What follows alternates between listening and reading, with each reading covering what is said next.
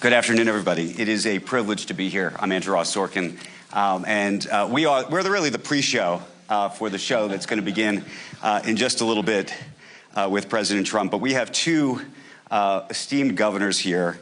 Uniquely, by the way, two governors whose parents were governors. We'll get into that in just a moment. We're going to have a conversation about the state of America, politics, and the state of states. That are almost petri dishes, experiments throughout the United States for how to do business. And I think we're learning a lot, and we will learn a lot from both of them throughout the next half hour. Sarah Huckabee Sanders is here. She's the governor of Arkansas, as I mentioned. We were talking about parents before. She's the daughter of Mike Huckabee, who was the governor from 1996 to 2007. You may also know her as the Trump White House press secretary, 2017 to 2019. She's also, I should say, the first woman to serve as governor of Arkansas. Andy Beshear is also here. He's the governor of Kentucky, son of former Kentucky Governor Steve Beshear, 2007 to 2015. And he served as Kentucky's Attorney General from 2016 to 2019. He's also the incoming chair of the DGA. I want to get to states, and we're gonna do the elevator pitch, and we're gonna talk about how you're thinking about investment from outside of the country and everything else. But I want to start just with politics of this moment, because we're going to hear from President Trump in just a little bit, and I think there's a lot of questions about what we're going to hear and what it means to be America first right now. And so I want to read you a quote from a CEO who I spoke with actually Monday night, a foreign CEO, who said the following. I thought it was sort of a very provocative thought. He said, "We always liked and supported the idea of America as a leader. It is different if the framing is, as Trump says, America is the winner, because it means that there must be losers." And I'm curious how both of you, from a political perspective, given this moment that we're living in today and given the foreign investors that I imagine you hope are going to come to your state, think about that idea. Do you want to start? Happy to jump in. First, I want to say thank you for having us, and excited to share the stage with a fellow governor and fellow Southern governor. So I think we have a unique perspective having grown up in politics. But I think when it comes to America first, the idea and certainly the perspective that the president comes with is that the rest of the world does win when America is strong. And the rest of the world does better when America has a strong economy, when we're providing good national security. Things like that matter to what happens across the rest of the globe. So America first, America winning, doesn't necessarily mean others are losing, but it shouldn't come as a surprise to anybody that the leader of that country wants them to be successful. I'm the governor of Arkansas. I want Arkansas to win. I want Arkansas to do well, the same way I would imagine Governor Beshear wants Kentucky to do well. We are fighting to bring economic development, to bring investment, to succeed, to be at the top. And it should never be a negative for us to want to be at the top. And I think it's a good thing for the rest of the world when America as a country is strong. What do you think? Well, I think, and first of all, thank you to the World Economic Forum. First time Kentucky has ever been invited, and we are excited to be here and to introduce Kentucky on the world stage. I think whether this concept of American first is a good thing or a bad thing depends on how it's implemented. If it's implemented in a way that ensures that the American people have good jobs, quality health care, strong infrastructure, strong public safety, those are good things. But if it questions our alliances, especially our alliances with Europe that are critical to global stability, then it could be a concerning thing for the world, and the ultimate reliability and consistency that we need to do global business and ultimately live in as safe of a planet as we can. And so I think what we'll see as we go is there's always going to be some rhetoric, but exactly how it's implemented, what its implications are, and I think that's both what impact it'll have on the world and what impact it'll have on the American people. Because I think we'll talk about this more, but my belief, and we probably have slightly different ones, on why President Trump is president again, is that last group of movable voters had a gut check. and they believed that President Trump would make it a little easier to pay the bills at the end of the month. So do these policies raise prices, lower prices? I think that's a lot of what to watch as we move forward. Talking about what to watch, what is your expectation, excuse me, of the possibility of tariffs and whether they are a negotiating tool or something else?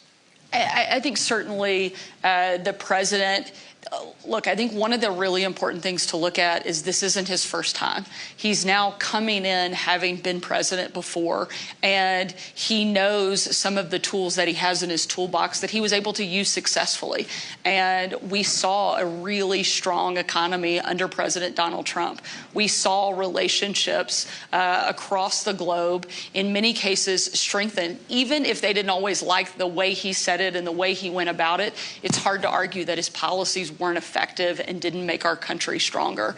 And so I think it's one of those things that he will use as a tool in his toolbox, and something that he can use in leverage in negotiations. At the end of the day, he is the ultimate deal maker. And I think that it is something that he will use as he's going about trying to make sure America comes out as... Are you in the same camp? The only reason I mention this is there's another view, which is that it has to be a toll booth. And that there's a toll booth because when it comes to the budget and the deficit in the United States, that this may be a tool not just to negotiate with other countries, but a tool to collect revenue. Well, and parts of the administration just said that publicly. I think that when you look at this, these threatened tariffs aren't about trade imbalance. They're about leverage. Why? Because President Trump has been very clear that they're about leverage. But the impacts could go right to the reasons that he was elected, and could have some significant impact on that very quickly.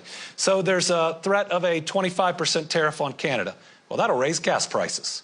There's a threat of a 25% tariff on Mexico. Well, that'll raise food prices. And when you look at the politics of inflation, what are the two things that Americans see? Well, first on every corner is gas prices, and then in the grocery store it is food prices. And so I think as the world watches, it's going to be important to know what the leverage being sought is, and not just following, say, a trade imbalance, but looking at what the objective is and whether or not there are any steps being taken or moving between the two countries to know whether that tariff is likely to come to be.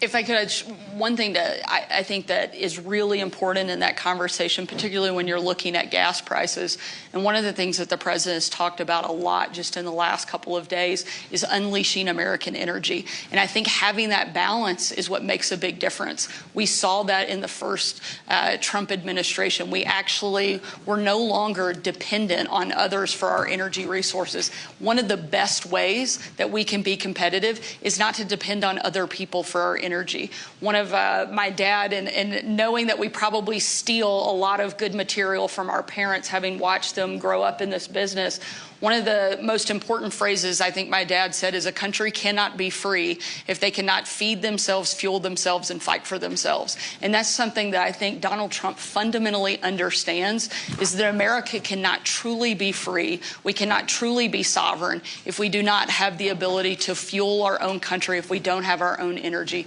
if we don't have the ability to feed ourselves and we're dependent on someone else, and if we are relying on others to fight our battles for us. This is a president who understands it, and I think it's one of the biggest reasons that he's president today, because people are looking for that. I have one more related question for you, and then I want to get deep into the issue of states, and both of your states specifically. But given your relationship with President Trump, I think you can speak to this. There's so many business leaders here in this room who are watching us here today and online and elsewhere. This time feels different in that he is now surrounded by business executives, many from Silicon Valley. I'm thinking of Elon Musk, but you could look at that inauguration and some of them had better seats than his own cabinet members. What is going on? What should we think of that influence? What does that mean? And how is it fundamentally different than the first time around, when a lot of those same people did not attend those things? Are they there because they want to be there? Are they there because they feel like they have to be there? Be honest. Tell us what you really think. We probably have very different answers. That's why I'm curious. But certainly, I think there is a much greater optimism that exists this time around than it did in 2016. And being one of the first people to go into the White House right after the president took the oath of office, fast forward 8 years being in D.C. just a couple days ago for the inauguration, there is a very different feel. There is a sense of excitement that wasn't as widespread as what you're seeing right now. You also have to look at the numbers. Donald Trump won by a historic margin and a big mandate to come into office. A Republican hasn't done that in decades. And so now it's not just that he's coming in with excitement, but he's coming in, frankly, with a lot of political capital. And this is a guy who's not afraid to spend it. You're seeing him move at a pace that is unprecedented. And I think it's in large part because of that level of engagement that you're seeing from a lot of people who weren't at the table the first time around. I just want to push back on one thing. I don't disagree that there are people who are very excited about it. I think this idea of this wide margin is a different question. Yes, on a per-state basis, but in terms of electoral votes, but in terms of actual the population, much narrower, which I think raises this larger question of just how polarized the U.S. really is. Yeah, and I know we don't have too many fact checks anymore, but I think basic math, when you look at the election, shows that yes, he won. And yes, there's energy there, but I think a historic margin just isn't in the math. Here's what I see.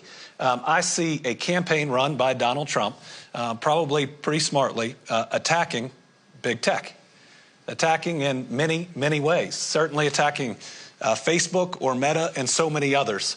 And now you see all those executives, sitting in those really good seats, which is really interesting from the company perspective.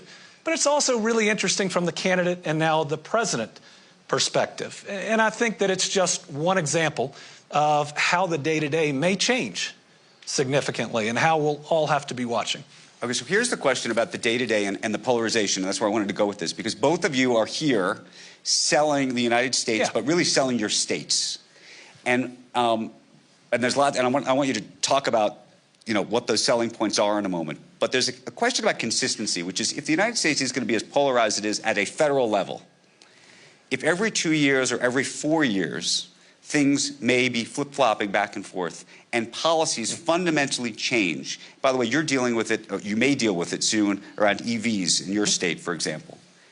How easy or hard is it for you to sell your state? And how should foreign investors think about investing in the U.S. given that polarization issue? Well, first, let me say we'll disagree on federal politics, but I very much respect the governor because I know what she does day to day.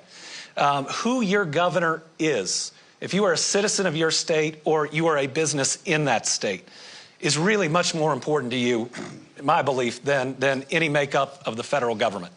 That is the relationship that you have in location, in growth, in business climate, in workforce, and in so many other needs. It's the direct relationship that as an employer you have or that you should have. And so much of what we do on a day-to-day basis is driven by getting things done, being practical, and a lot of the politics, I believe, as a governor on the day-to-day running of our states disappear. Because good jobs, accessible health care, safe roads and bridges, safe communities, good schools, those are things that we've got to deliver whether we're red or blue. And I believe those are the things that should unify the United States, things that we can work on together, or at least I hope things that we can start working on before we start arguing. So the arguing doesn't tear us apart on getting those basics done. We're both here because foreign direct investment is critical in the United States. In the 1980s, Toyota put their first North American manufacturing facility in Kentucky. It is still the largest manufacturing facility worldwide. That changed everything in Kentucky. It was one of those investments that changes the next 30 years. I was blessed to have one of those when Ford and SK invested $5.8 billion to build 2 incredibly large battery plants. That'll be one of the next big movers. Both required foreign investment. And while we're here, we get to talk to CEOs directly here at Davos that have thousands of jobs in our states. I've talked to CEOs that are from 3 different continents that I can talk to in one place. So for us, being here is good business. There are going to be lots of other reasons to come, but the chance in a short period of time to communicate with, to continue the trust with, to find out the different concerns, to hopefully announce some expansions, that is a real value for governors to be in the room with business. But Governor, let me just push back on this point, which is, and the reason I mentioned the EVs, you know, one of the things that Trump did very early on, just in his executive orders, to put a freeze on unspent money for charging stations. You've embraced the EV industry in a major way. The Biden administration was a big proponent of EVs. You were a beneficiary of that, and I imagine, you know, that foreign companies, foreign automakers thought, you know, this is what I'm going to be doing, and now the policy is going to change. And so how you think about that as you sell your state, right, knowing that there's this federal overlay that may be shifting. And the question is, do we think that over time it's going to start shifting all the time? The federal overlay may be shifting, but the private sector and its direction is not. Now, EVs were picking up steam before the Biden administration, and they're going to continue after the Biden administration. The speed may be different. The government dollars coming in may be different. A lot of people have tried to fight the future. Nobody's ever won. We know this is a big part of the future. And as the CEO of Volvo said this week, if you're not brave enough to invest before the inflection point, you get left behind. And so that growth in the EV industry, whether government dollars are coming in or not, was never going to be linear. But the importance of being in it, especially as we see more chargers and the cost will come down, even if the credits aren't there. When it takes off, we know we're going to be a part of it. And we got that $5.8 billion investment before the IRA was ever passed. And so while it is helping the cash flow, certainly, of it, you know, this is the private sector on sustainability, on electrification, has been pushing and driving and will continue to do so. Governor, what's the elevator pitch? I think one of the things, and certainly completely agree with the governor, it's so important for us to have the opportunity to come in and talk about what our state has to offer.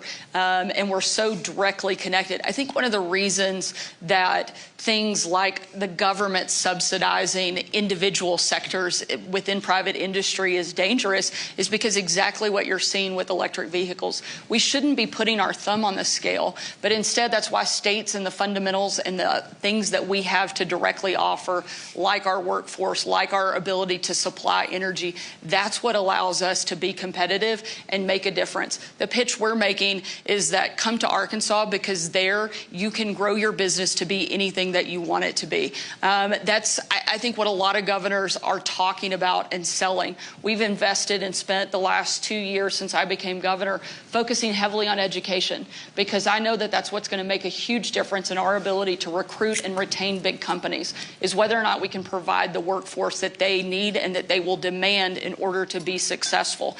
And we didn't just tinker with the system. Frankly, Arkansas continually ranks at the bottom when it comes to education. We've always been 48th, 49th, all the places that you don't want to be. That's where we found ourselves. And so we didn't just like make a little bit of an adjustment. We put in transformational change so that we're now competing at the top. Arkansas is now #1 when adjusted for cost of living for teacher pay anywhere in the country. So we invested heavily in public education.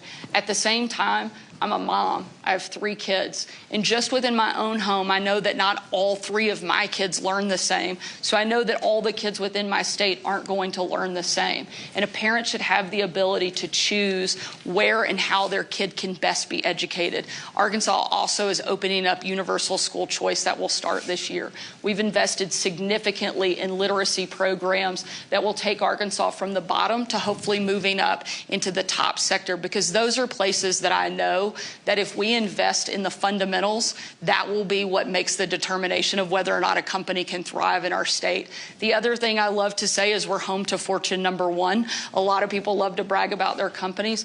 A place like Arkansas, you can go from being a 5 and dime store to being the biggest Walmart, in case you didn't know.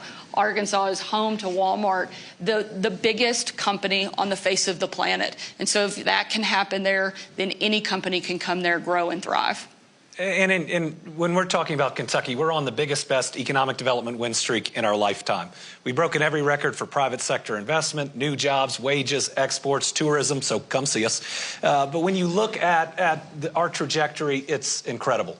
We're not the same Kentucky we were 5 or 10 years ago. And so we've even launched an initiative called Our New Kentucky Home, one where we leave the stereotypes of the past in the past. We embrace this new, exciting economy that we have, and we take everything we love about our home and we invite you to join. It's a place that so many companies that are locating their first U.S. facility choose. It's a place where many companies that have a North American headquarters choose. We're in a great logistics area. You can reach 60% of the U.S. population in a one-day drive. We're #1 in air cargo by the ton between UPS Worldport and Northern Kentucky International Airport. They call it the Cincinnati Airport. It's on our side of the river. But that is DHL's North American headquarters in Kentucky. So we embrace foreign direct investment. We embrace expansions of what we already have. And when you come to Kentucky, it is long-term. We want you to be successful. We want you to grow. And it looks like last year were the highest profits our Kentucky-based businesses have ever seen. And we think that's a good thing. Because if you're really profitable in Kentucky, you're going to expand. You're going to hire more people, and you're going to create a better life for the Kentuckians that have been elected to serve.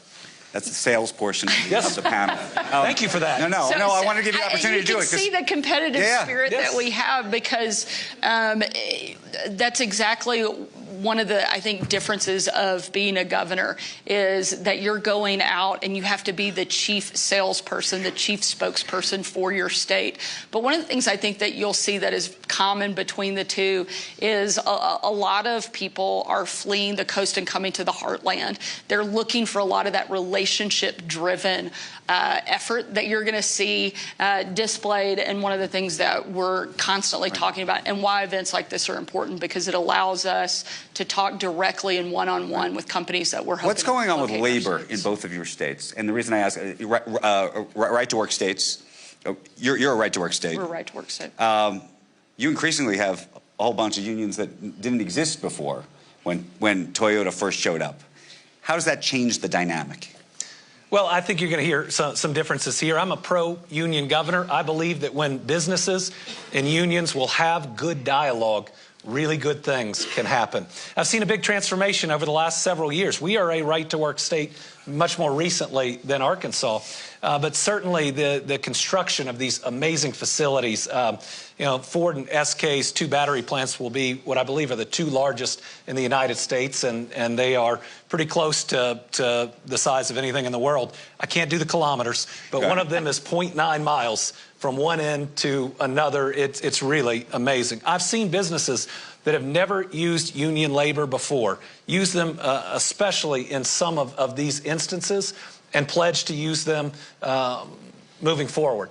But it is about establishing that good working relationship, the open dialogue. And I know it's not easy, but when it works, I believe the workforce, whether it's on the construction side, can be steady. You can bring people from all over the United States, and that there is a real opportunity there. In Kentucky, we've seen our union workforce grow each of the last 2 years. And I think we're going to see it for a How much pushback do you get on the union piece? I mean, I assume there are companies that come to you and they look at the state and they say, you know what, maybe I got to think about a state that doesn't have a union. I haven't had a company bring up right to work in locating in Kentucky. Now, it is the law there, and that could be a part of it. But, I think that what you see are some companies. We have automakers, some of which are not unionized in Toyota. They pay good wages, good benefits. And then you have Ford, which pays good wages and good benefits. Ford has embraced for much of their history their labor union. They believe that it helps recruit and train their workers. Toyota has a different approach, but they coexist in the same state. We're a right-to-work state, extremely proud to be in that position. I think that one of the reasons that Arkansas is the #1 state in the country for economic growth is because of that. One of the #1 state in the country that people are moving into in the last year was Arkansas. You hear a lot about other places, but I think that is one of the big drivers for companies that are coming in, not just coming, but staying, investing, and making long-term commitments to our state.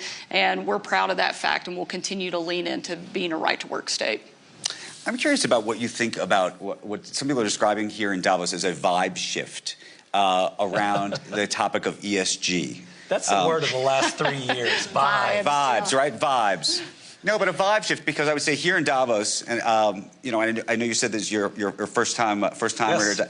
The topic of ESG and companies that were pursuing efforts in that realm was topic A here every single year, and it feels like that is shifting in the United States, in part because of this election. And I'm curious how you think that's going to impact states and how they react to all of this. I think you've seen a huge shift away from that, from corporations, not just in the U.S., but everywhere. And I certainly think that is reflected here.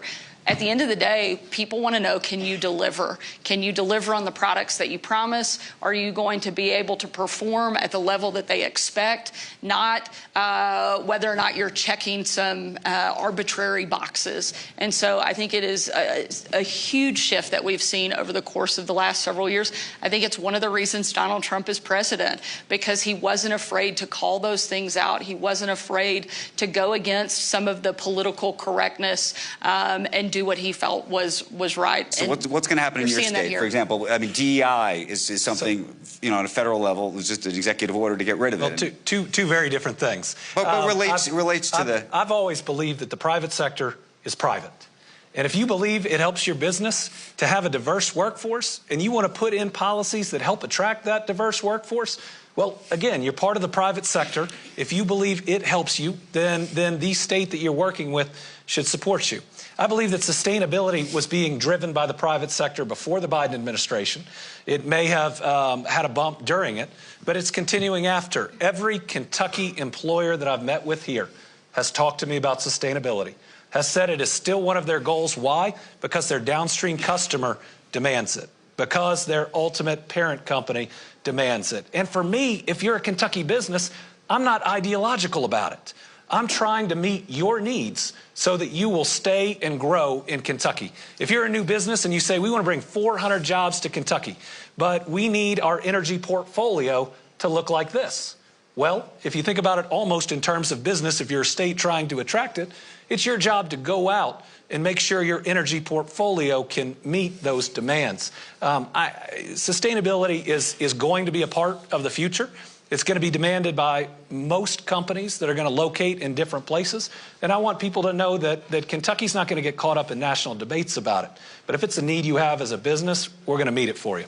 If I could just add one thing, I do agree that I think one of the important distinctions is the private sector should be private. That's one of the big problems, is that it wasn't. It was being mandated by the government, and that's where I think that the conflict lies.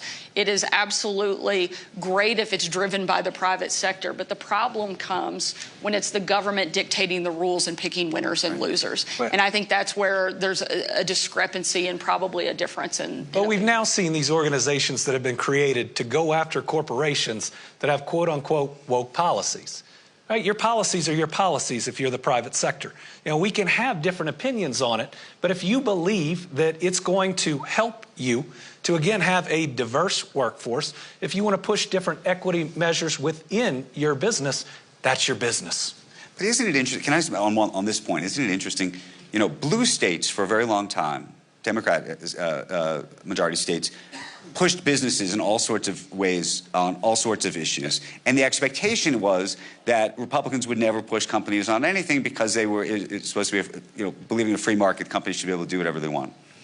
And all of a sudden, the whole thing has been reversed, right? Do you think that this is in reaction to blue states in some ways going too far? And well, I'm thinking, when I say blue states, pension funds, sure, and others who really push companies into doing things that then there's been this pushback on the other end. We like to put everything in a box. It makes it easier when you talk about it to have red states and blue states. And certainly on the federal level, sometimes in Congress you see that. But I think the running of states is much more complicated than that. And I think there's a lot more nuances between approaches of governors from the same party.